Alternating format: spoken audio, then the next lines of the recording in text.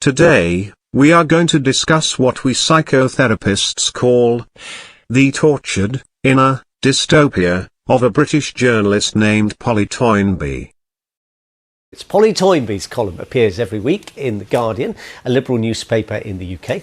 All democracies around the world will have heaved a sigh of relief once Joe Biden is sworn in, and we hope we return to having a strong, thoroughly decent, democratic head of the most important country in the world, who can be a beacon of hope again. She displays what we psychotherapists call father issues. These patients tend to idolize older men, and to compensate for her father's perceived failings, she projects onto Joe Biden the delusion that he is a strong, thoroughly decent beacon of hope. Strong, thoroughly decent, democratic head of the most important country in the world, who can be a beacon of hope again.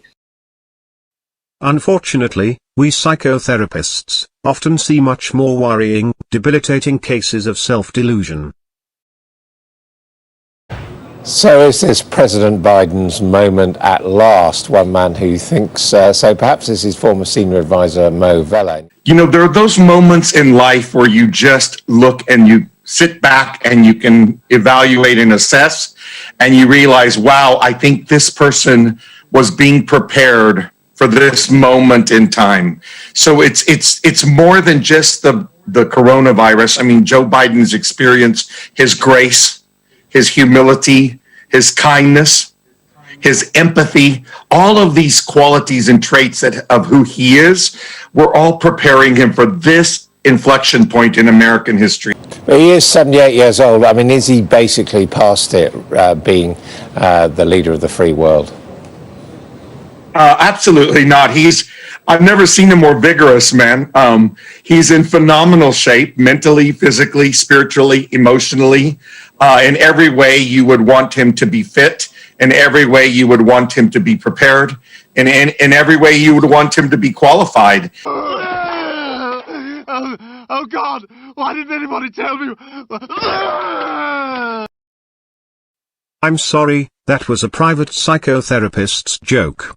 Let's get back to the deluded lady.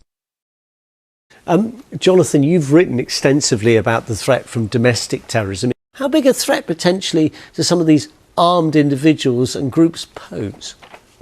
Well, look, what's interesting to me is all this discussion of violence, who incites it, who carries it out, and who should censor what to avoid it. I think it's vital that any of us who condemn politically motivated violence carried out by people that we disagree with should also condemn violence carried out by those whose politics we agree with. And if we only condemn one side, we're not truly ideologically opposed to violence. We're just political opportunists. And that's true on both sides, left and right. So I think increasingly both sides are guilty of this. Polly. Dangerous, both sides are guilty. One really has to be precise. When Charlottesville, when neo-Nazis killed somebody and Donald Trump said, oh, well, it's both sides. Very often the violence has been much greater and much more frightening from the Trump supporters, and who are neo-Nazis. They go back with Nazi slogans and swastikas and Confederate flags.